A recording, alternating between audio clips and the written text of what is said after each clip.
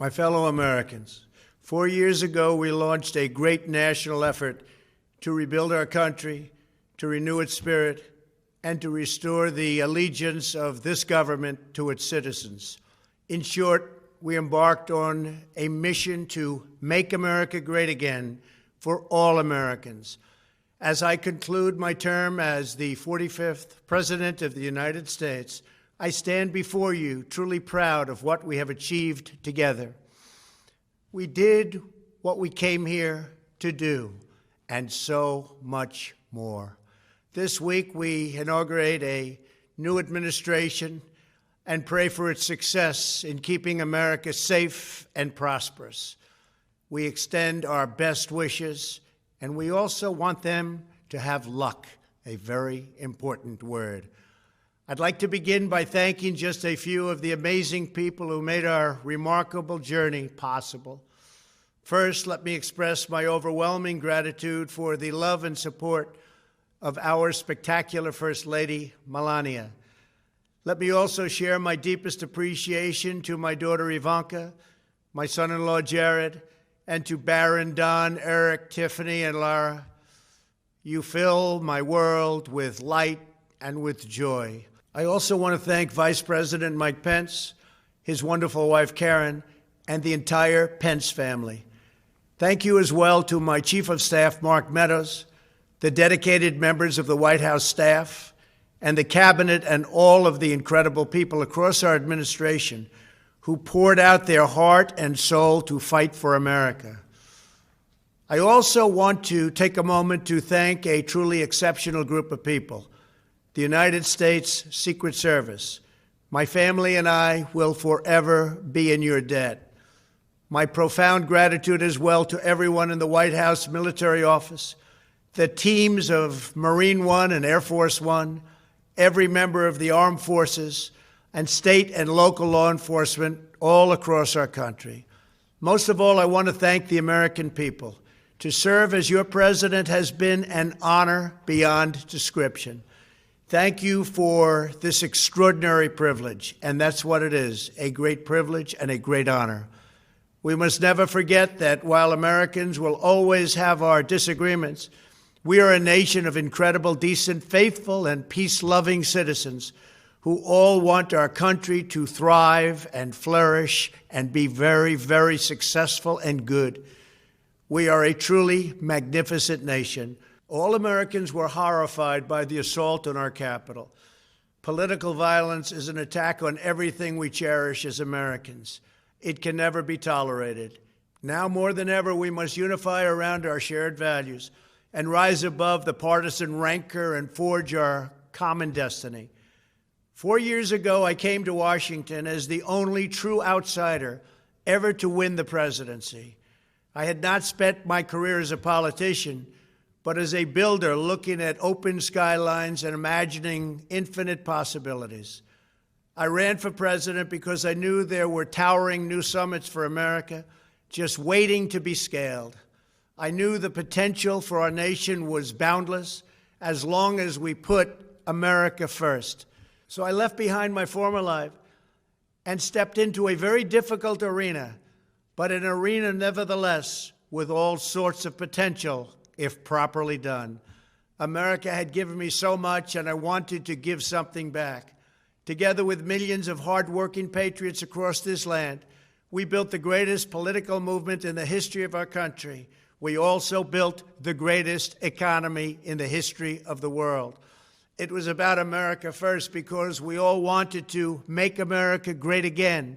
We restored the principle that a nation exists to serve its citizens. Our agenda was not about right or left. It wasn't about Republican or Democrat, but about the good of a nation, and that means the whole nation. With the support and prayers of the American people, we achieved more than anyone thought possible. Nobody thought we could even come close. We passed the largest package of tax cuts and reforms in American history. We slashed more job-killing regulations than any administration had ever done before. We fixed our broken trade deals, withdrew from the horrible Trans-Pacific Partnership and the impossible Paris Climate Accord, renegotiated the one-sided South Korea deal, and we replaced NAFTA with the groundbreaking USMCA. That's Mexico and Canada, a deal that's worked out very, very well. Also, and very importantly, we imposed historic and monumental tariffs on China, made a great new deal with China. But before the ink was even dry, we and the whole world got hit with the China virus. Our trade relationship was rapidly changing. Billions and billions of dollars were pouring into the U.S., but the virus forced us to go in a different direction. The whole world suffered, but America outperformed other countries economically because of our incredible economy and the economy that we built. Without the foundations and footings, it wouldn't have worked out this way. We wouldn't have some of the best numbers we've ever had. We also unlocked our energy resources and became the world's #1 producer of oil and natural gas, by far. Powered by these policies, we built the greatest economy in the history of the world. We reignited America's job creation and achieved record low unemployment for African Americans, Hispanic Americans, Asian Americans, women, almost everyone. Income soared, wages boomed, the American dream was restored, and millions were lifted from poverty in just a few short years. It was a miracle. The stock market set one record after another, with 148 stock market highs during this short period of time, and boosted the retirements and pensions of hardworking citizens all across our nation. 401ks are at a level they've never been at before. We've never seen numbers like we've seen, and that's before the pandemic and after the pandemic. We rebuilt the American manufacturing base, opened up thousands of new factories, and brought back the beautiful phrase, made in the USA. To make life better for working families, we doubled the child tax credit and signed the largest ever expansion of funding for child care and development. We joined with the private sector to secure commitments to train more than 16 million American workers for the jobs of tomorrow.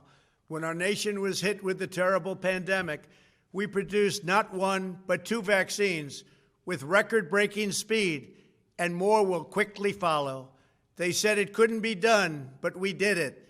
They called it a medical miracle, and that's what they're calling it right now, a medical miracle. Another administration would have taken 3, 4, 5, maybe even up to 10 years to develop a vaccine. We did it in 9 months. We grieve for every life lost, and we pledge in their memory to wipe out this horrible pandemic once and for all. When the virus took its brutal toll on the world's economy, we launched the fastest economic recovery our country has ever seen. We passed nearly $4 trillion in economic relief, saved or supported over 50 million jobs, and slashed the unemployment rate in half. These are numbers that our country has never seen before.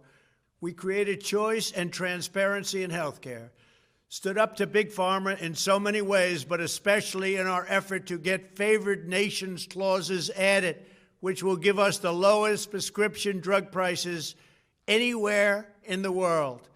We passed VA choice, VA accountability, right to try, and landmark criminal justice reform. We confirmed 3 new justices of the United States Supreme Court. We appointed nearly 300 federal judges to interpret our Constitution as written. For years, the American people pleaded with Washington to finally secure the nation's borders. I am pleased to say we answered that plea and achieved the most secure border in U.S. history. We have given our brave border agents and heroic ICE officers the tools they need to do their jobs better than they have ever done before, and to enforce our laws and keep America safe. We proudly leave the next administration with the strongest and most robust border security measures ever put into place. This includes historic agreements with Mexico, Guatemala, Honduras, and El Salvador, along with more than 450 miles of powerful new wall. We restored American strength at home and American leadership abroad. The world respects us again. Please don't lose that respect. We reclaimed our sovereignty by standing up for America at the United Nations and withdrawing from the one-sided global deals that never served our interest. And NATO countries are now paying hundreds of billions of dollars more than when I arrived just a few years ago. It was very unfair. We were paying the cost for the world. Now the world is helping us. And perhaps most importantly of all, with nearly $3 trillion, we fully rebuilt the American military, all made in the USA. We launched the first new branch of the United States Armed Forces in 75 years, the Space Force. And last spring, I stood at Kennedy Space Center in Florida and watched as American astronauts returned to space on American rockets for the first time in many, many years. We revitalized our alliances and rallied the nations of the world to stand up to China like never before. We obliterated the ISIS caliphate and ended the wretched life of its founder and leader, al-Baghdadi. We stood up to the oppressive Iranian regime and killed the world's top terrorist, Iranian butcher Qasem Soleimani. We recognized Jerusalem as the capital of Israel and recognized Israeli sovereignty over the Golan Heights. As a result of our bold diplomacy and principled realism, we achieved a series of historic peace deals in the Middle East. Nobody believed it could happen. The Abraham Accords opened the doors to a future of peace and harmony, not violence and bloodshed. It is the dawn of a new Middle East, and we are bringing our soldiers home. I am especially proud to be the first president in decades who has started no new wars. Above all, we have reasserted the sacred idea that in America, the government answers to the people. Our guiding light, our North Star, our unwavering conviction has been that we are here to serve the noble, everyday citizens of America. Our allegiance is not to the special interests, corporations, or global entities. It's to our children, our citizens, and to our nation itself. As president, my top priority, my constant concern, has always been the best interests of American workers and American families. I did not seek the easiest course. By far, it was actually the most difficult. I did not seek the path that would get the least criticism. I took on the tough battles, the hardest fights, the most difficult choices, because that's what you elected me to do. Your needs were my first and last unyielding focus. This, I hope, will be our greatest legacy. Together, we put the American people back in charge of our country. We restored self-government. We restored the idea that in America, no one is forgotten because everyone matters and everyone has a voice.